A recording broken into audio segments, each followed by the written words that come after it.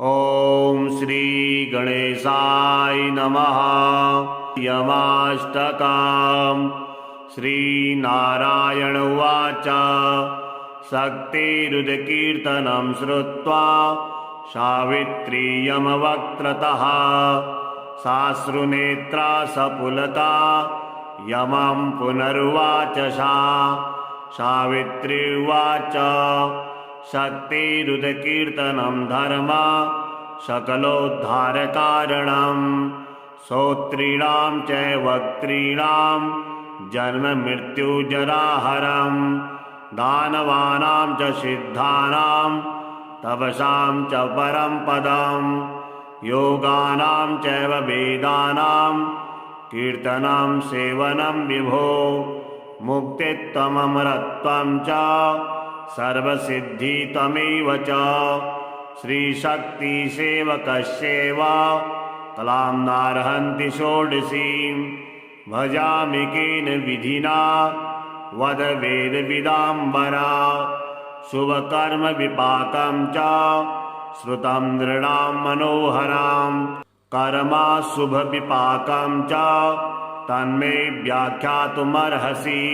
इत्युक्ता च सती ब्रह्मन् भक्तिनम्रात्मकन्धरा तुष्टावधर्मराजं च वेदोक्तेन स्तवेन च।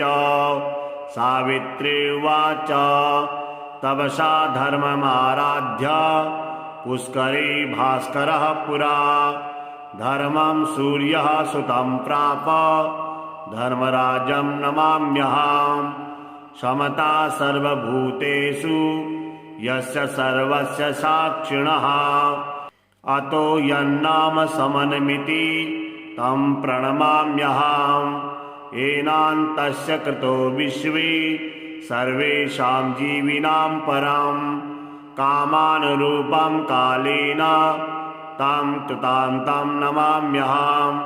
बिभर्ति दण्डं दण्डाय पापिनां शुद्धिहेतवे नमामि तं दण्डधरं यः शास्त्रा सर्वजीविनां विश्वां च कलयत्येव यः सर्वेषु सन्ततम् अतीव दुर्निर्वार्यं च तं कालं प्रणमाम्यहम्।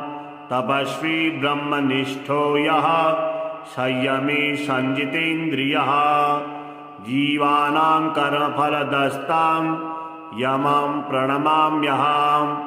स्वात्मा रामस्य सर्वज्ञो मित्रं पुण्यकृतां भवेत् पापिनां क्लेशदो यस्तां पुण्यमित्रं नमाम्यहम्।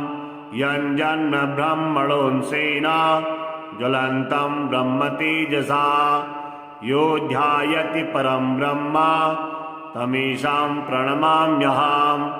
इत्युक्ता सा च सावित्री प्रणनाम यमं मुने यमस्तां शक्तिभजनां कर्मपाकमुवाचः। इदं यमाष्टकं नित्यं प्रातरुत्थाय पठेत् यमास्तस्य भयं नास्ति सर्वपापात् प्रमुच्यते। महापापी यदि पठे नित्यं भक्तिसमन्वितः यमः करोति संशुद्धां कायव्यूहेन निश्चिताम्। श्रीनारायण उवाच शक्तिरुदकीर्तनं श्रुत्वा सावित्री यमवक्त्रतः साश्रुनेत्रा सपुलका यमं पुनरुवाच सा। सावित्री उवाच शक्तिरुदकीर्तनं धर्म सकलोद्धारकारणम् श्रोत्रीणां च वक्त्रीणां जन्ममृत्युजराहरम् दानवानां च सिद्धानां तपसां च परं पदम् योगानां चैव वेदानां कीर्तनं सेवनं विभो मुक्तित्वममरत्वं च सर्वसिद्धित्वमेव च। श्रीशक्तिसेवकस्यैव कलां नार्हन्ति षोडशीं भजामि केन विधिना वद वेदविदाम्बरा। शुभकर्मविपाकं च श्रुतं नृणां मनोहरं कर्माशुभविपाकं च तन्मे व्याख्यातुमर्हसि इत्युक्ता च सती ब्रह्मन् भक्तिनम्रात्मकन्धरा तुष्टावधर्मराजं च वेदोक्तेन स्तवेन च सावित्री उवाच तपसा धर्ममाराध्य पुष्करे भास्करः पुरा धर्मं सूर्यः सुतं प्राप धर्मराजं नमाम्यहम् समता सर्वभूतेषु यस्य सर्वस्य साक्षिणः अतो यन्नाम समनमिति तं प्रणमाम्यहम् येनान्तस्य कृतो विश्वे सर्वेषां जीविनां परं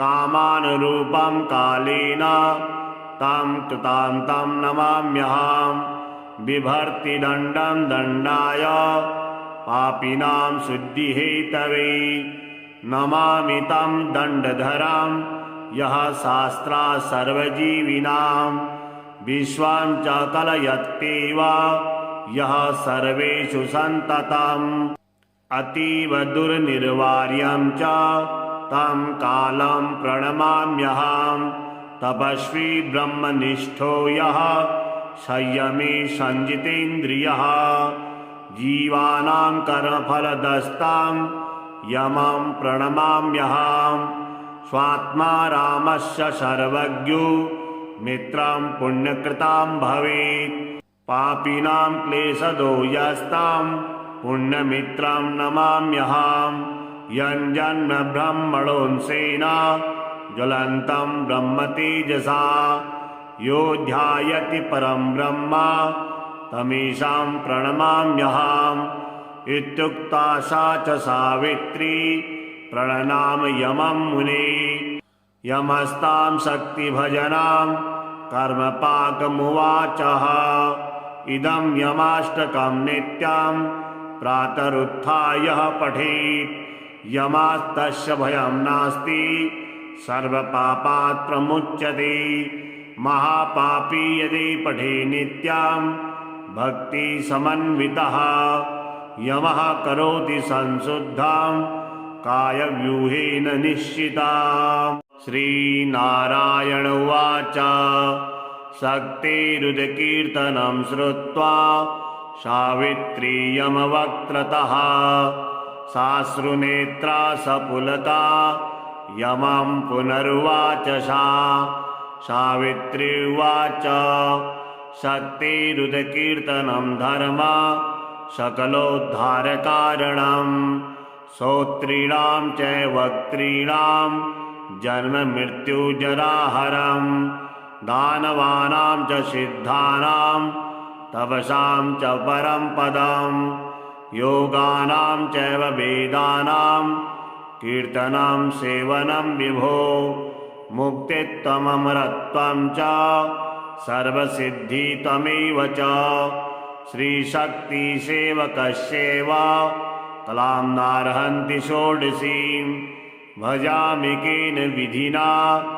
वद वेदविदाम्बरा शुभकर्मविपाकं च श्रुतं नृणां मनोहरं कर्माशुभविपाकं च तन्मे व्याख्यातुमर्हसि इत्युक्ता च सती ब्रह्मन् भक्तिनम्रात्मकन्धरा तुष्टावधर्मराजं च वेदोक्तेन स्तवेन च सावित्री उवाच तपसा धर्ममाराध्य पुष्करे भास्करः पुरा धर्मं सूर्यः सुतं प्राप धर्मराजं नमाम्यहम् समता सर्वभूतेषु यस्य सर्वस्य साक्षिणः अतो यन्नाम समनमिति तं प्रणमाम्यहम् येनान्तस्य कृतो विश्वे सर्वेषां जीविनां परं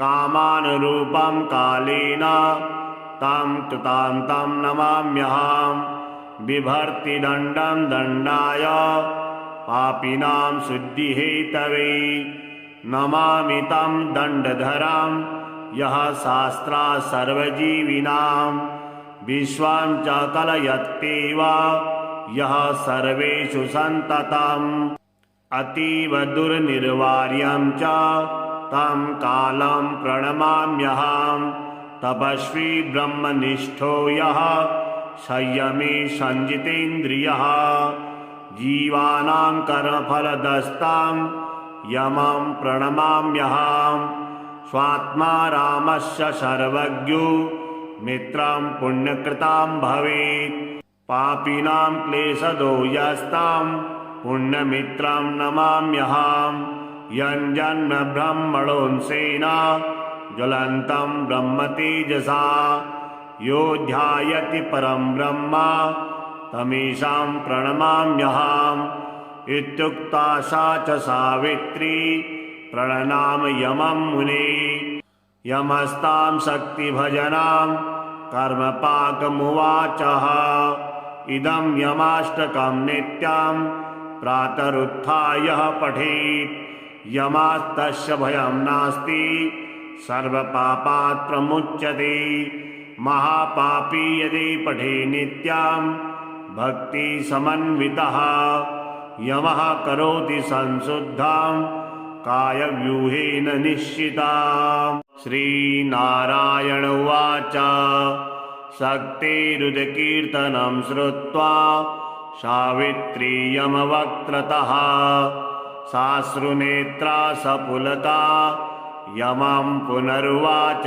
सा सावित्री उवाच शक्तिरुदकीर्तनं धर्म सकलोद्धारकारणं श्रोत्रीणां च वक्त्रीणां जन्ममृत्युजराहरं दानवानां च सिद्धानां तपसां च परं पदं योगानां चैव वेदानां कीर्तनं सेवनं विभो मुक्तित्वममरत्वं च सर्वसिद्धित्वमेव च श्रीशक्तिसेवकस्यैव कलां नार्हन्ति षोडशीं भजामि केन विधिना वद वेदविदाम्बरा शुभकर्मविपाकं च श्रुतं नृणां मनोहरां कर्माशुभविपाकं च तन्मे व्याख्यातुमर्हसि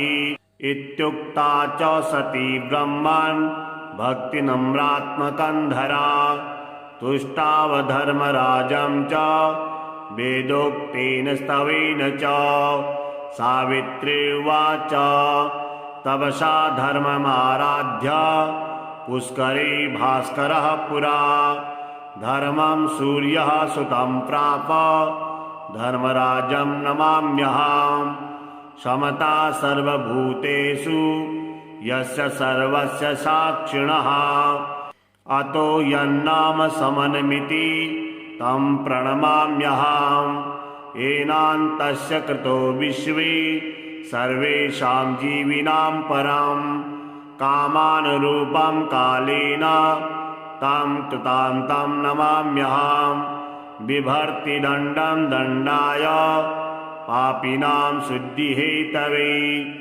नमामि तं दण्डधरं यः शास्त्रा सर्वजीविनां विश्वां च कलयत्येव यः सर्वेषु सन्ततम् अतीव दुर्निर्वार्यं च तं कालं प्रणमाम्यहं तपस्वी ब्रह्मनिष्ठो यः संयमी संजितेन्द्रियः जीवानां कर्मफलदस्तां यमं प्रणमाम्यहं स्वात्मा रामस्य सर्वज्ञो मित्रं पुण्यकृतां भवेत् पापिनां क्लेशदो यस्तां पुण्यमित्रं नमाम्यहं यञ्जन्म ब्रह्मणोऽंसेन ज्वलन्तं ब्रह्मतेजसा यो ध्यायति परं ब्रह्म तमीशां प्रणमाम्यहम् इत्युक्ता सा च सावित्री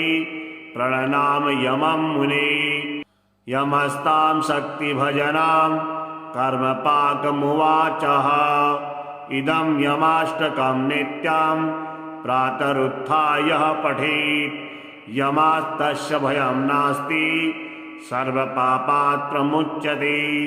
महापापी यदि पठे नित्यां भक्ति समन्वितः यमः करोति संशुद्धां कायव्यूहेन निश्चिताम्। श्रीनारायण उवाच शक्तिरुदकीर्तनं श्रुत्वा सावित्री यमवक्त्रतः साश्रुनेत्रा सपुलका यमं पुनरुवाच सा।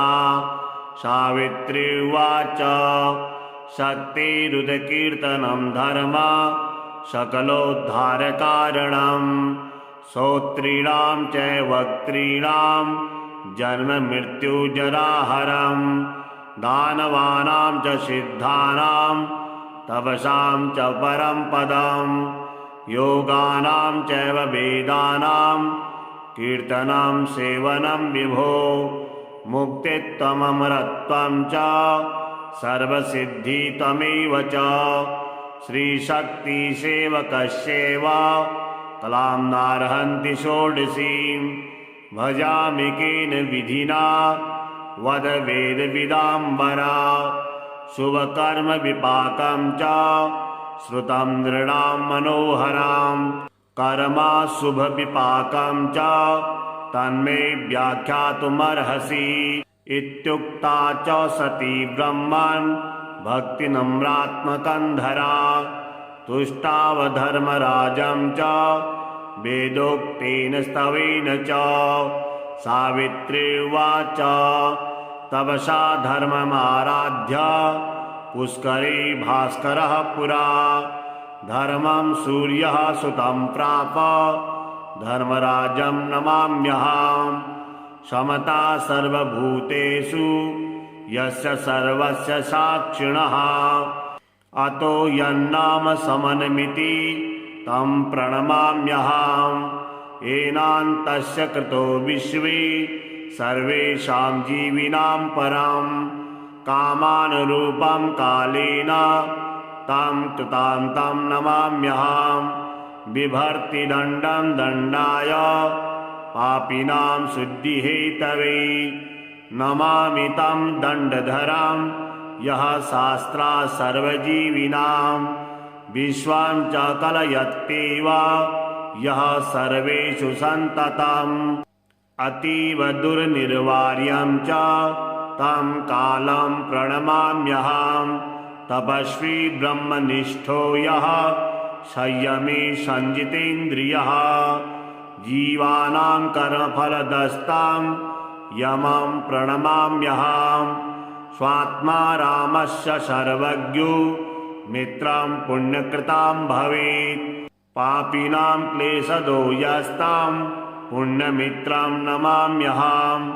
यञ्जन्म ब्रह्मणोऽंशेन ज्वलन्तं ब्रह्मतेजसा यो ध्यायति परं ब्रह्म तमीशां प्रणमाम्यहम्।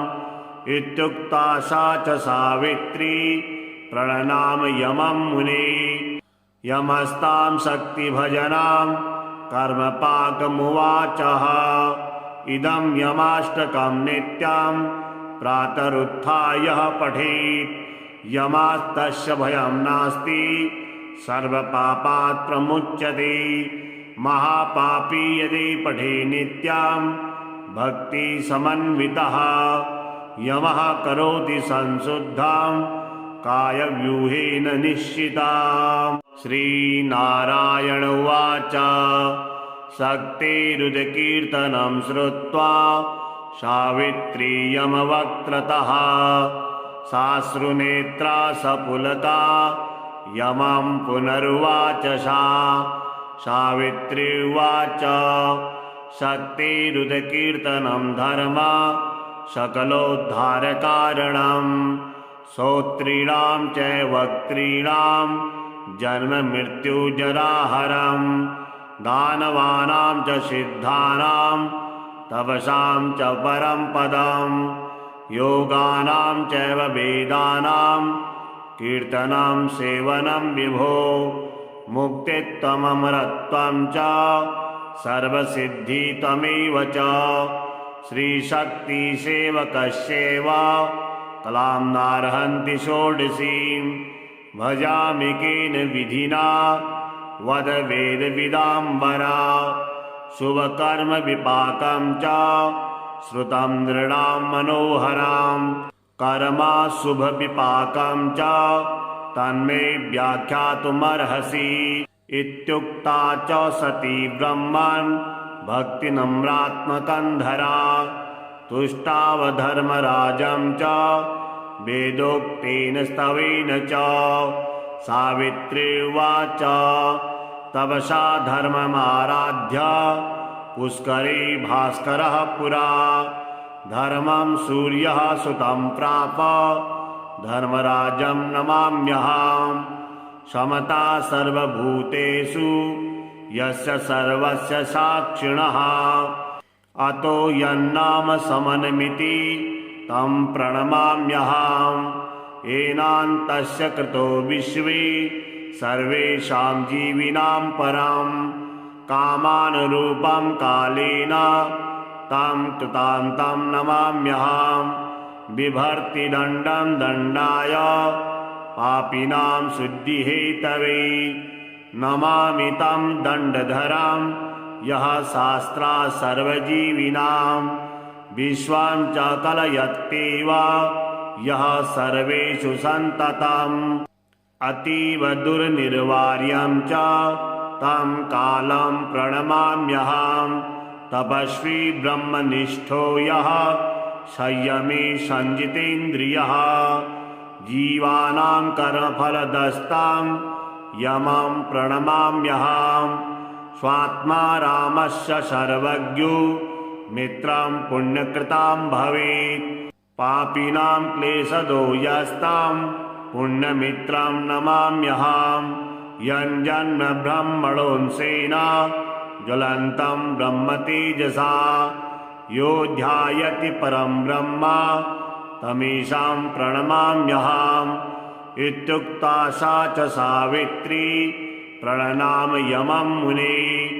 यमस्तां शक्तिभजनां कर्मपाकमुवाचः इदं यमाष्टकं नित्यं प्रातरुत्थाय पठेत् यमास्तस्य भयं नास्ति सर्वपापात् प्रमुच्यते महापापी यदि पठे नित्यं भक्तिसमन्वितः यमः करोति संशुद्धां कायव्यूहेन निश्चिताम् श्रीनारायण उवाच शक्तिरुदकीर्तनं श्रुत्वा सावित्री यमवक्त्रतः साश्रुनेत्रा सपुलका यमं पुनरुवाच सा सावित्री उवाच शक्तिरुदकीर्तनं धर्म सकलोद्धारकारणम् श्रोत्रीणां च वक्त्रीणां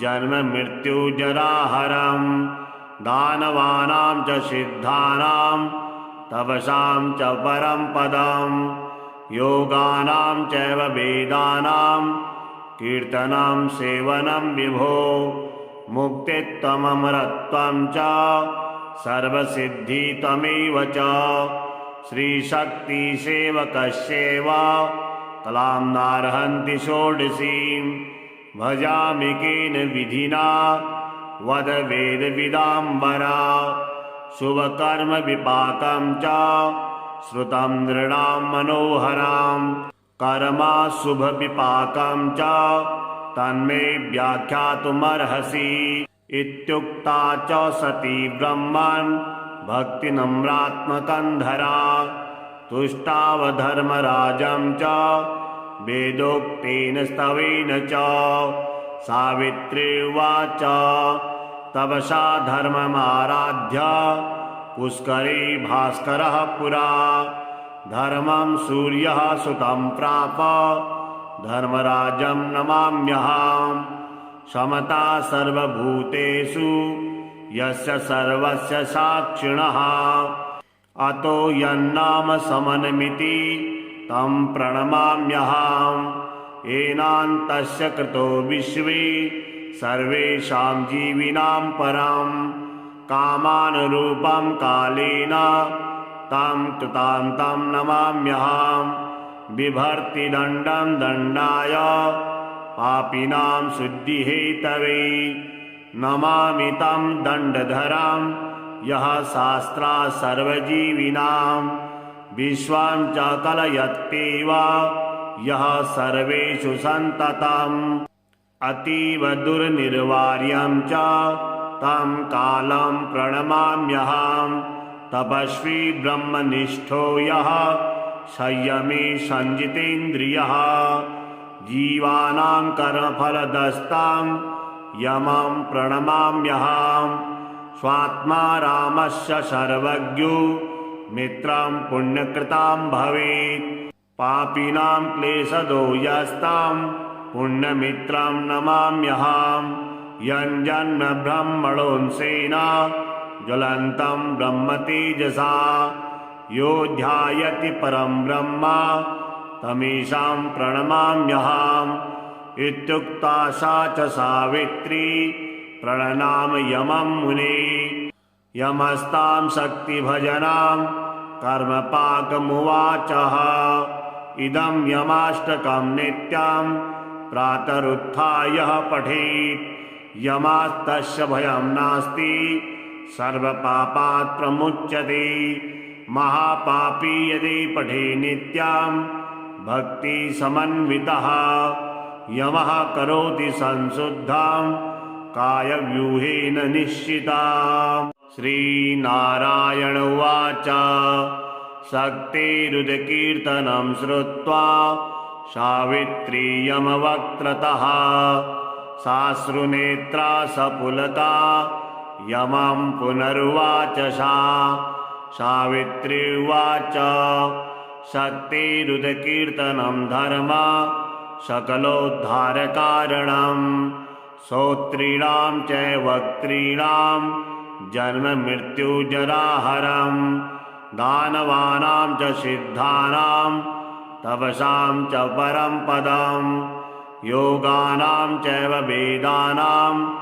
कीर्तनं सेवनं विभो मुक्तित्वममरत्वं च सर्वसिद्धित्वमेव च श्रीशक्तिसेवकस्यैव कलां नार्हन्ति षोडशीं भजामि केन विधिना वद वेदविदाम्बरा शुभकर्मविपाकं च श्रुतं नृणां मनोहरां कर्माशुभविपाकं च तन्मे व्याख्यातुमर्हसि इत्युक्ता च सती ब्रह्मन् भक्तिनम्रात्मकन्धरा तुष्टावधर्मराजं च वेदोक्तेन स्तवेन च सावित्री उवाच तपसा धर्ममाराध्य पुष्करे भास्करः पुरा धर्मं सूर्यः सुतं प्राप धर्मराजं नमाम्यहं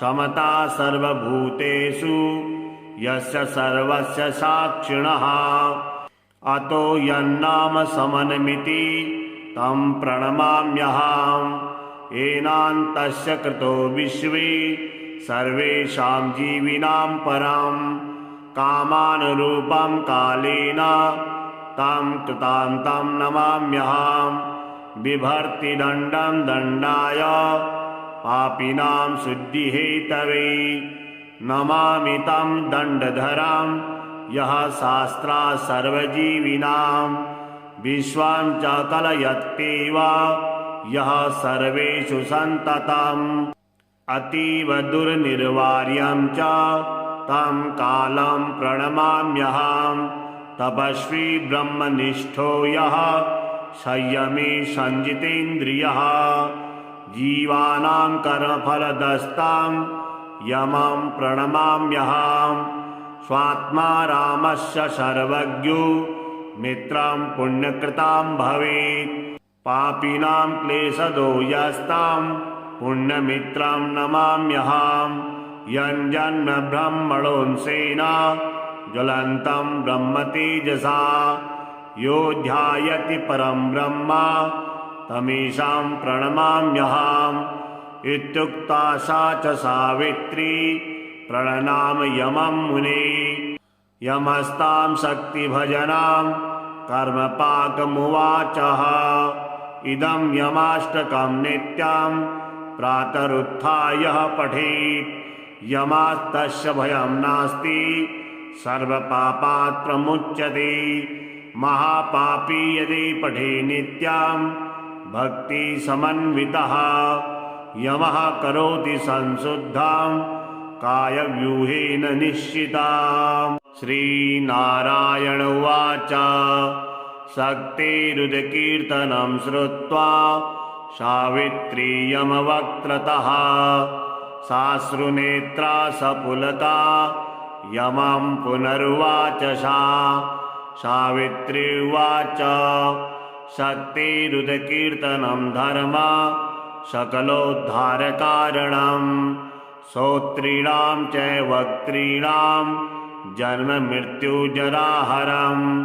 दानवानां च सिद्धानां तपसां च परं पदम्। योगानां चैव वेदानां कीर्तनं सेवनं विभो। मुक्तित्वममरत्वं च सर्वसिद्धित्वमेव च। श्रीशक्तिसेवकस्यैव कलां नार्हन्ति षोडशीं। भजामि केन विधिना वद वेदविदाम्बरा। शुभकर्मविपाकं च श्रुतं नृणां मनोहरं। कर्माशुभविपाकं च तन्मे व्याख्यातुमर्हसि। इत्युक्ता च सती ब्रह्मन् भक्तिनम्रात्मकन्धरा। तुष्टावधर्मराजं च वेदोक्तेन स्तवेन च। सावित्री उवाच। तपसा धर्ममाराध्य पुष्करे भास्करः पुरा। धर्मं सूर्यः सुतं प्राप धर्मराजं नमाम्यहम्। समता सर्वभूतेषु यस्य सर्वस्य साक्षिणः। अतो यन्नाम समनमिति तं प्रणमाम्यहम्। येनान्तस्य कृतो विश्वे सर्वेषां जीविनां परं। कामानुरूपं कालेन तं कृतान्तं नमाम्यहम्। बिभर्ति दण्डं दण्डाय पापिनां शुद्धिहेतवे। नमामि तं दण्डधरं यः शास्त्रा सर्वजीविनां। विश्वां च कलयत्येव यः सर्वेषु सन्ततम्। अतीव दुर्निर्वार्यं च तं कालं प्रणमाम्यहम्। तपस्वी ब्रह्मनिष्ठो यः संयमी संजितेन्द्रियः। जीवानां कर्मफलदस्तां यमं प्रणमाम्यहम्। स्वात्मा रामस्य सर्वज्ञो मित्रं पुण्यकृतां भवेत्। पापिनां क्लेशदो यस्तां पुण्यमित्रं नमाम्यहम्। यञ्जन्म ब्रह्मणोऽंशेन ज्वलन्तं ब्रह्मतेजसा। यो ध्यायति परं ब्रह्म तमीशां प्रणमाम्यहम्। इत्युक्ता सा च सावित्री प्रणनाम यमं मुने। यमस्तां शक्तिभजनां कर्मपाकमुवाचः। इदं यमाष्टकं नित्यं प्रातरुत्थाय पठेत्। यमास्तस्य भयं नास्ति सर्वपापात् प्रमुच्यते। महापापी यदि पठे नित्यं भक्तिसमन्वितः। यमः करोति संशुद्धां कायव्यूहेन निश्चिताम्। श्रीनारायण उवाच। शक्तिरुदकीर्तनं श्रुत्वा सावित्री यमवक्त्रतः साश्रुनेत्रा सपुलका यमं पुनरुवाच सा। सावित्री उवाच। शक्तिरुदकीर्तनं धर्म सकलोद्धारकारणम्। श्रोत्रीणां च वक्त्रीणां जन्ममृत्युजराहरम्। दानवानां च सिद्धानां तपसां च परं पदं योगानां चैव वेदानां कीर्तनं सेवनं विभो मुक्तित्वममरत्वं च सर्वसिद्धित्वमेव च श्रीशक्तिसेवकस्यैव कलां नार्हन्ति षोडशीं भजामि केन विधिना वद वेदविदाम्बरा शुभकर्म विपाकं च श्रुतं नृणां मनोहरां कर्मा शुभविपाकं च तन्मे व्याख्यातुमर्हसि इत्युक्ता च सती ब्रह्मन् भक्तिनम्रात्मकन्धरा तुष्टावधर्मराजं च वेदोक्तेन स्तवेन च सावित्री उवाच तपसा धर्ममाराध्य पुष्करे भास्करः पुरा धर्मं सूर्यः सुतं प्राप धर्मराजं नमाम्यहम् समता सर्वभूतेषु यस्य सर्वस्य साक्षिणः अतो यन्नाम समनमिति तं प्रणमाम्यहम् येनान्तस्य कृतो विश्वे सर्वेषां जीविनां परं कामानुरूपं कालेन तं कृतान्तं नमाम्यहम् बिभर्ति दण्डं दण्डाय पापिनां शुद्धिहेतवे नमामि तं दण्डधरं यः शास्त्रा सर्वजीविनां विश्वं च कलयत्येव यः सर्वेषु सन्ततम् अतीव दुर्निर्वार्यं च तं कालं प्रणमाम्यहम् तपस्वी ब्रह्मनिष्ठो यः संयमी संजितेन्द्रियः जीवानां कर्मफलदस्तां यमं प्रणमाम्यहम् स्वात्मा रामस्य सर्वज्ञो मित्रं पुण्यकृतां भवेत् पापिनां क्लेशदो यस्तां पुण्यमित्रं नमाम्यहम् यञ्जन्म ब्रह्मणोऽंशेन ज्वलन्तं ब्रह्मतेजसा यो ध्यायति परं ब्रह्म तमीशां प्रणमाम्यहम् इत्युक्ता सा च सावित्री प्रणनाम यमं मुने यमस्तां शक्तिभजनां कर्मपाकमुवाचः इदं यमाष्टकं नित्यं प्रातरुत्थाय पठेत् यमास्तस्य भयं नास्ति सर्वपापात् प्रमुच्यते महापापी यदि पठे नित्यं भक्तिसमन्वितः यमः करोति संशुद्धां कायव्यूहेन निश्चिताम् श्रीनारायण उवाच शक्तिरुदकीर्तनं श्रुत्वा सावित्री यमवक्त्रतः साश्रुनेत्रा सपुलका यमं पुनरुवाच सा सावित्री उवाच शक्तिरुदकीर्तनं धर्म सकलोद्धारकारणं श्रोत्रीणां च वक्त्रीणां जन्ममृत्युजराहरं दानवानां च सिद्धानां तपसां च परं पदं योगानां चैव वेदानां कीर्तनं सेवनं विभो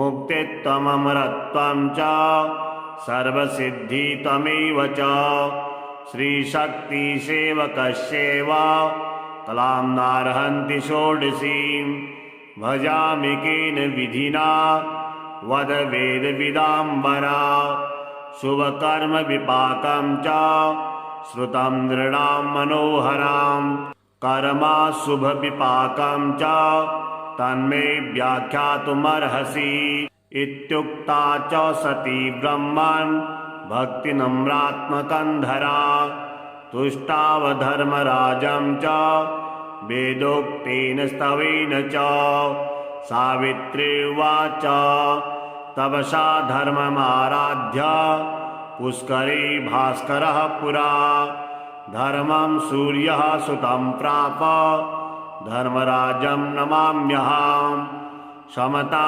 सर्वभूतेषु यस्य सर्वस्य साक्षिणः अतो यन्नाम समनमिति तं प्रणमाम्यहम् येनान्तस्य कृतो विश्वे सर्वेषां जीविनां परं कामानुरूपं कालेन तं कृतान्तं नमाम्यहम् बिभर्ति दण्डं दण्डाय पापिनां शुद्धिहेतवे नमामि तं दण्डधरं यः शास्त्रात् सर्वजीविनां विश्वां च कलयत्येव यः सर्वेषु सन्ततम् अतीव दुर्निर्वार्यं च तं कालं प्रणमाम्यहम् तपस्वी ब्रह्मनिष्ठो यः संयमी संजितेन्द्रियः जीवानां कर्मफलदस्तां